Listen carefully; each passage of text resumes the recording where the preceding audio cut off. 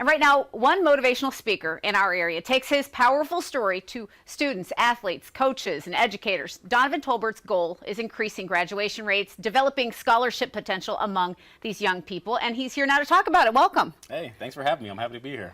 You have connected with a lot of audiences, and you're telling your zero to hero story. As a kid, your mindset had you feeling inadequate, so you did seek out some support. And then you become a champion, an NCAA Division I athlete in track and field.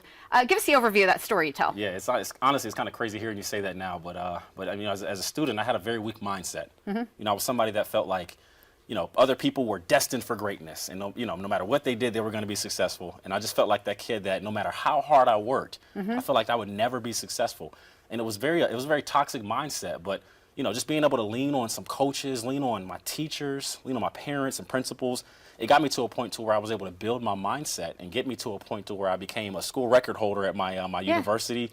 Was a two-time gold medalist, and I was ranked number 9 in the entire United States of America. But without that winning mindset, you wouldn't have, you know, been able to get yourself there. And there's people to support you, and there's people to reach out to. Your story inspired your whole community. You accomplished your goals, and so you encourage others to do the same. And you advise young people to write down their goal, speak life into that. Something your mom had you do, right? How did that work? Yes. So yeah, what we would do is actually at the dinner table. It actually started all there.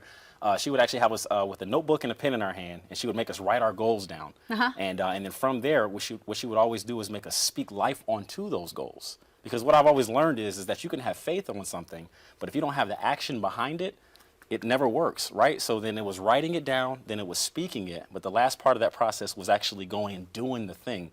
And when you complete that process, what you'll notice is that whatever you have your mindset to, you'll be able to achieve it, even if your goal feels like it's like outside behind the clouds somewhere. But if you can convince yourself up here that it's real and that it's happening, then you're on course. Yeah. You talk to audiences about the course of action that drives you and that can drive them.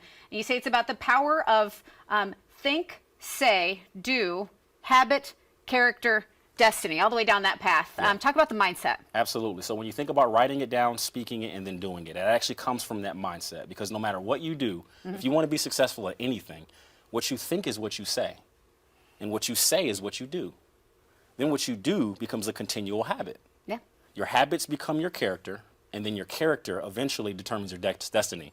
So whatever you do, you have to be careful about what you think, because it crosses that path and it always takes you down there no matter where you go. So you have to, I mean, it takes practice. Your mind doesn't always want to think in a positive way, but it takes practice to do that. One big takeaway you want viewers to gain from this is that their condition is not their conclusion. You told the kids at Bryson Middle School this the other day. Yes, absolutely. So yeah, I want people to know that, like, you know, wherever you're at, if you're going through depression right now, if you're going through hard times, if you're going through a place where you just feel like you can't get anything right, your condition is not your conclusion, right? So like where you are right now has nothing to do with where you're going.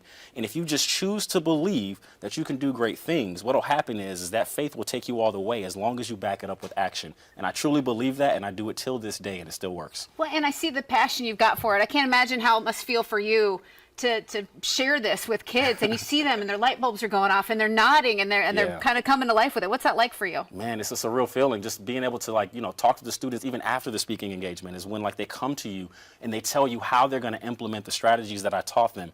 That's the point where I look and I go, all right, I'm in the right path, because now I'm changing kids' life. And then from there, being able to do that with teachers as well, it's just a real feeling. You make a real impact, and when you've come back, you said that when kids come back and tell you that, it just drives you. You want to speak to 50,000 students. You want to keep this up, 8 speaking engagements a month.